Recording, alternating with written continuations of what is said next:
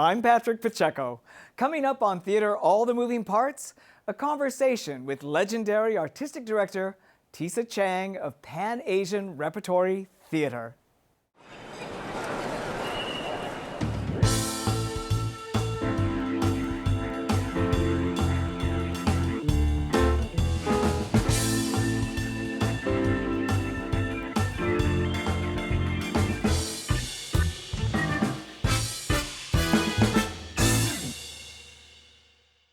Hello and welcome to this episode of Theater All the Moving Parts. I'm your host, Patrick Pacheco, directing the spotlight to those artists who create the worlds of wonder we call the theater. Today's guest is Tisa Chang, the artistic director of Pan-Asian Repertory Theater, who since 1977 has been busting up stereotypes and presenting rarely told stories to international audiences. Welcome, Tisa, to All the Moving Parts, and congratulations. 42 years, 120 productions. To what do you attribute your longevity? Thank you, Patrick. Delighted to be here, and I would say tenacity, dedication, and stubbornness. I don't know if that stubbornness came from your father, who was a Chinese diplomat, and at the age of 6 moved you to New York. What did you learn about diplomacy from your father that has helped you as artistic director of the Pan-Asian? He was very strict, and but what an amazing mind he had, knowledge of 5 languages. So he set the bar very high for us and instilled in us Confucian values. Therefore, that is meaning we do the work first. You complain last. You never shirk your duty. You always are the first to arrive. So all those wonderful disciplined values. You started out as an actor, and I think even your father was also acting when he was in college with the famous Zhou Enlai, who later became the premier of China. As an actor, you were in Lovely Ladies, Kind Gentlemen, and also the basic training of Pavlo Hummel. How did your experience as an actor in those years sort of determine the mission statement, what you set out to do for Pan-Asian Rep? I felt very privileged to be able to work on Broadway with such famous people and within the unions. So it really instilled in me the level of professionalism that I wanted to have with Pan-Asian. It was also working in those shows that I realized that opportunities for leading roles for Asian Americans were very scarce. So that really fueled my desire to want to open some channels and show that we too can play Clytemnestra or Blanche Dubois or the Empress of China.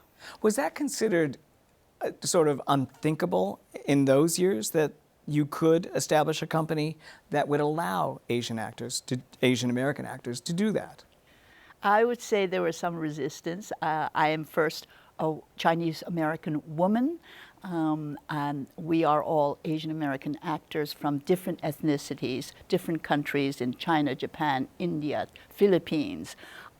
So it was a little bit of a hard climb up the mountain, but the work, Pan-Asians' work, distinctive, artistic, unique work, the productions we were able to do at La Mama really put us on the map. And stubbornness, I suppose, as you just said, helped you overcome that resistance. What I found fascinating about Lovely Ladies, Kind Gentlemen, it actually stirred protests from Asian Americans because of the use of yellowface. What did you think of that when that happened? I think yellowface in those days was still practiced rather prevalently.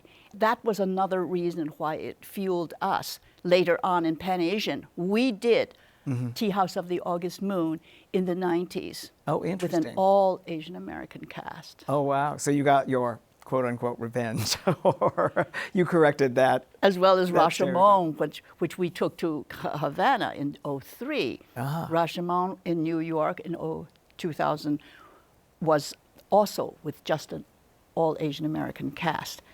As you know, in the film, it was Right. Claire Bloom and Rod Steiger. That's right. You started out, you went from acting to directing at La Mama with Ellen Stewart as the head. What did you learn from Ellen Stewart, or what did she say to you when you said, I'm founding a company? She was really very, very encouraging. I went to her with my very first project shortly after my mother passed. It was a kind of tribute to her. It was the adaptation of the Peking opera Feng Huan Chao, Return of the Phoenix. And I explained what it was about and costumes, and she said, and Chinese language as well as with English. I innovated the bilingual aspect. She said, here's $5,000. You do the play.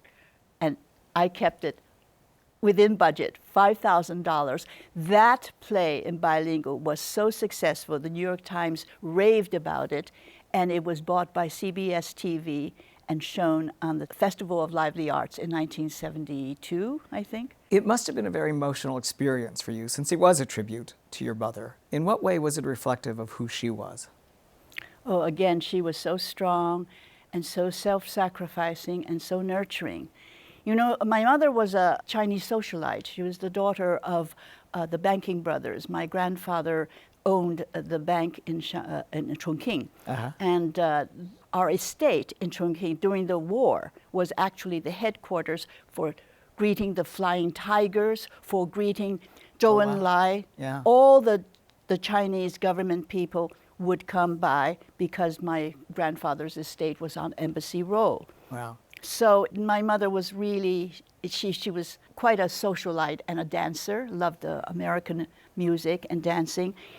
But it was coming to America and how difficult it was to learn English and to acculturate to American society and values. So, and she was very strong, because later it became very hard after the communist takeover. Yes, right, exactly. And things changed even though my father remained a diplomat, he was a consul general in New York City for Nationalist China. For the Taiwanese. Taiwanese for Nationalist China, Mm-hmm. Republic of Nationalist China for 12 years. Wow. When you established your company, Tisa, did you realize exactly how daunting it was going to be, and was it a trial by fire? I actually didn't realize how difficult and at all. I had no idea what we were doing, except that the artistic work carried us through, as well as the incredible energy and confidence and trust that the actors gave to me. So our first productions at La Mama, The Return of the Phoenix, A Midsummer Night's Dream, also bilingual, Carlo Godoni's A Servant of Two Masters, as well as the early works by the benchmark Japanese playwrights Momoko Iko, Wakako Yamauchi. Well, that's the work. That's the body of work and repertoire, and all these wonderful actors, just trusted me. And so that's how we started. We should probably say that as artistic director, your functions largely are you pick your season, you pick the plays, you bring the creative team together. You also have a company of actors that you also, I would assume, discuss with your directors, that you bring in. You're a director yourself. What's the most important function for an artistic director, for those who may not know what an artistic director does? Fair-mindedness, so that the choice, the selection process and the choice truly comes from a good place, meaning an honest place. Pan-Asian we don't cut corners, we don't accommodate because, somebody really wants to do this part. I think that having very clear values, that moral compass, I feel that is very important for me. You were very careful about how you chose the title, Pan-Asian Repertory Theater. Why? Because I wanted it to be all-inclusive of Asia. I'm very proud of my heritage, which is China. But I also wanted to honor all the wonderful artists and all the other countries in Asia. I feel that this body of work from China, Japan, India, of course the three root countries, cultures, but also Philippines, Thailand, Vietnam, and the Middle East. So it was very ambitious, but that is why I wanted Pan-Asian to be all-inclusive. Did the actors then, did the company of actors that you then cultivated, did it reflect that broad sweep of Pan-Asia? Did it include actors from Vietnam, from Thailand, from the three root countries, as you Oh, said? absolutely. And in the Carlo Goldoni's Servant of Two Masters, when we then, all the asides were done in their native languages. Oh, wow. Tagalog, Uh-huh. Japanese, Chinese, Hawaiian Pidgin. What unites your company then, given the diversity of it? You know, and we'll talk a little later about the broadening of that, but what unites them in terms of the fact that they come from all these distinct cultures? What in fact unites them? It goes back to the work and the camaraderie. Pan-Asians, the values that we instilled in the rehearsal room is very, very equal. There is, and I care a lot about honesty and integrity, and that is what unites them, and also food. We have great times sharing food from different countries, and I think that's a very unifying I'm sure element. audiences would love to be backstage, would love to be backstage. You have since, and continuing on that vein, in terms of the ethnicities, what remains specific to their countries that perhaps you can use to your advantage? For me, learning about their cultures, their celebrations, their benchmarks, their watersheds. You know, Pan-Asian specializes, particularly in the last few decades, stories seldom told, very much focused on social and political issues. The trauma, perhaps, that many people, countries got over, had to recover from, that is a kind of spur, and that's a very, very inspiring force. And they live that. It comes out of them, that trauma, whether it's Cambodia, Afghanistan, and genocide, Armenian genocide, which brings me to the other part, is that you've broadened those parameters, to include the plight of Pakistani women in Shahid Nadim's play Acquittal, and also Armenian genocide, Joyce Van Dyke's Daybreak. Have you found that by broadening this, that the audience has responded to learning about the wider scope of your stories? I think it's a very much, I'm so blessed, I feel so fortunate that I have so many wonderful actors, because with Acquittal, we actually had artists from Pakistan, India who is also from South Africa, Lebanon. And so I learned so much from them, and we together create, yes, we have this expansive vision, and I think audiences appreciate it. With Daybreak, very much a story about the Armenian women who overcame genocide, but also bonding of two women throughout the ages. It was a memory play that really spanned time. It jumped 3 different times spans, and it tracked these two women's, their friendship and loyalty. So I think these are very strong values that we're sharing, points of view that we're sharing with the outside populace, with the public. And I feel we are, yes, contributing with some new information. When you talk about this moral compass, and when you talk about a strong social consciousness, how do you gauge plays so you're not preaching to the converted, so that it's not polemical, that it is a human story that can capture people from across the political spectrum? Exactly. First and foremost, we put it is art. Theater is art. It has to have the highest artistic excellence and the highest artistic influences and reasons, purpose. Our plays are very purposeful, but it's the artistic drive, and then, of course, it's sharing a point of view that I think ennobles people. A dignity, adds a dignity to your characters and these human stories? Yes, yes, we want to see that other side. I think it's so important that America is receptive to all these different points of view. And entertainment has a primacy, I would suppose. I think Tony Kushner says that all the time, no matter what the play is. I'm here to entertain. That's right. We're here to inform, to educate, to entertain, but always framed in that artful excellence. Otherwise, I don't think it'll fly. R.A. Shiomi's play Yellow Fever in 1982 put you on the map. It was about this gumshoe, this Asian American gumshoe. And at one point in the play, he says, "I felt like a bruised banana." What in your role as artistic director has ever made you feel like a bruised banana?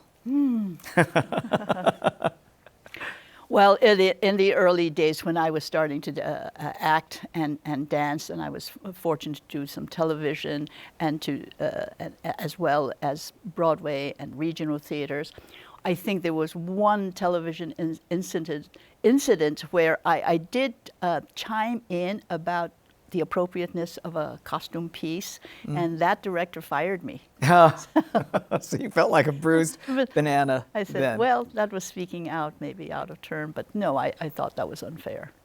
R.A. Shiomi, as part of your new season, had a reading of his new play, Fire in the New World. To what extent did the decades between those two plays were indicative of the progress that you've made? Yeah, Rick's R.A. Shiomi, Rick Shiomi's plays center on the Japanese-Canadian gumshoe, but it does reflect, it shows a lot of progress. The progress in terms of the challenges that various Asian communities are still facing. So that, to me, was very worth looking at this new play, Fire in the New World, which we're still hoping that Sam Shikazi as a character becomes a video game. That would be perfect. That's what we're working. So I hope somebody's listening out there and picks up on that. What stereotypes surrounding Asian American that you most wanted to bust up? Oh, that people think that Asians are only relegated to certain roles, subservient roles, secondary roles, roles that perhaps need pidgin English, like that we don't have a command of English.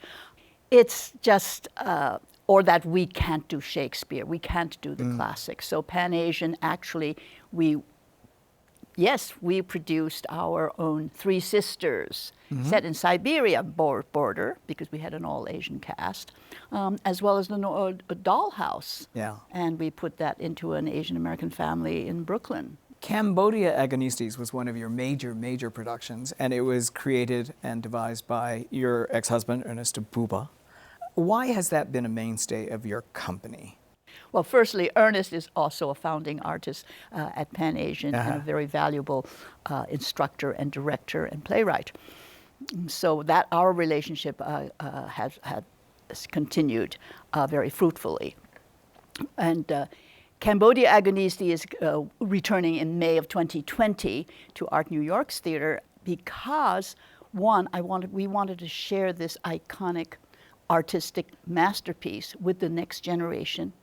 But it is also, with the re-envisioning, we are reinforcing that America should be a place of refuge. Oh, this is about a Cambodian classical dancer who is psychosomatically blind, haunted by the horrors of her homeland, the genocide in the 70s in Cambodia.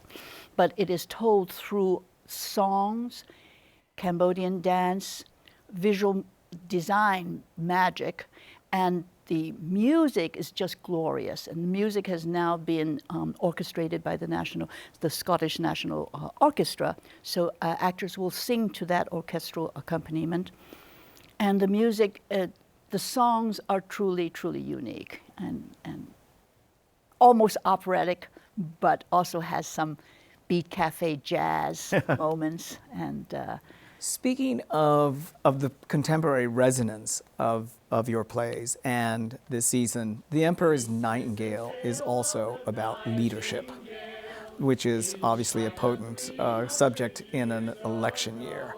What do you feel that play has to say about leadership, both to the larger world and also specifically to your leadership?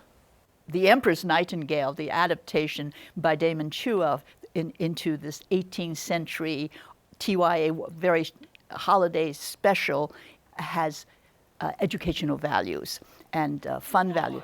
Okay, we have talking pandas and dancing tigers and a magical nightingale bird. But leadership, again, those Confucian values.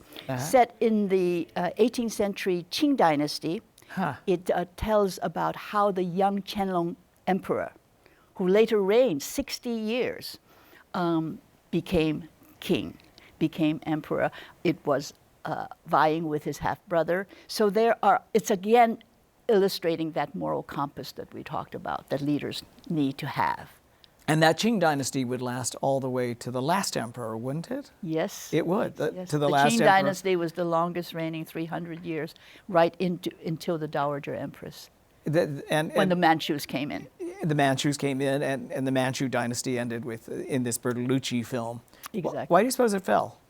What do you suppose the Manchus? Yes. Why do you suppose there was a crisis in leadership that we can learn from leaders as to why something falls? Because the Dowager Empress was ensconced in the Forbidden City. She did not step foot out to really understand what was happening with the populace. So do you feel then, Tisa, that you or encourage your company then to go out to the wider world? A good theatrical artist, actor, writer, director, need to have very expansive and comprehensive knowledge of all aspects of life and society and yes, the sciences and art history. I think that we're very fortunate to be in this position because we are really required in our work to be very knowledgeable and to do so much research. And it's interesting, it's so exciting. As a director, trying to get all the ideas, the artistic ideas in shape, in conversation with designers and actors, and how are we going to tell the story anew? Cambodia Agonistes, has toured extensively and has such a long history, but this new re-envisioning will be quite a new piece. But again, it's a chance for us to unite many different peoples. Mm-hmm. Mm-hmm. Phoebe Waller-Bridge, the actor and writer, recently observed, good things come out of rage. What makes you angry? And do you agree that good things can come out of that? Injustice and unfairness really makes me angry. And that has to do, and we see it spelled out sometimes in the funding world, meaning the theaters of color have been traditionally marginalized. So that fundraising is very difficult for us. It's also that sometimes, Pan Asian is still a modest company. It's very much a hands-on, artist-driven company. And so we don't have as large a platform as, let's say, some of the institutional theaters that are now also producing, plays by our playwrights. Yeah. And using our actors, and paying them more. So sometimes I say, well, it doesn't cause rage as so much as simply wanting to equalize the field even more. It's a huge part of your job, of your brief. And it is also part of the reason why you've lasted so long. You've been good at fundraising. What is the argument that you have to people to donate that has compelled you and allowed you to live for 42 years as a company? Firstly, we are very fortunate to be partnering with all the with government funders, the National Endowment, New York State Council, and Department of Cultural Affairs of the City of New York. We are I say that I feel very fortunate to be able to merit their support, as well as some of the ongoing foundations, the national foundations that support us. And that means government funding is so important to you. Absolutely. Absolutely. We have to wrap up, but I would love to ask you a little bit about the upcoming Lunar New Year and the Year of the Rat, or as a more softer thing might be the year of the mouse. What are you hoping for your company in the year of the mouse? And what attributes of the year, the lunar year, the year of the mouse, might apply to that? Well, the Empress Nightingale is running only 3 weekends, Saturday, Sunday at 2:30 on the beginning of the 11th. And Lunar New Year itself, it'll end on the weekend of January 25th and 26th, which is actually the New Year's. January 25th is Lunar New Year Day. So we have positioned this show for families and all the young of heart exactly in a perfect time. And the Year of the Mouse, I think, is a very, very lovely way of bringing in and sharing this wonderful play. What attributes are of the Year of the Mouse? Is it about, let's see, I think what I had heard is the mouse is clever, there's good thinking. What other attributes would you say the Year of the Mouse points to? The mouse is strategic, resourceful. Yes. I think that's a good definition for you. So strategic and with lots of heart. I don't know if the mouse has lots of heart, but you certainly do in your company and in your productions. Thank you so much for being with us. This has been a fascinating conversation. Thank you, Patrick. You are a marvel, and this has been my pleasure. Thank you very much. Thank you for joining us. We'll be back next month with another look at the expert and singular artists who live and work only to astonish us. I'm Patrick Pacheco.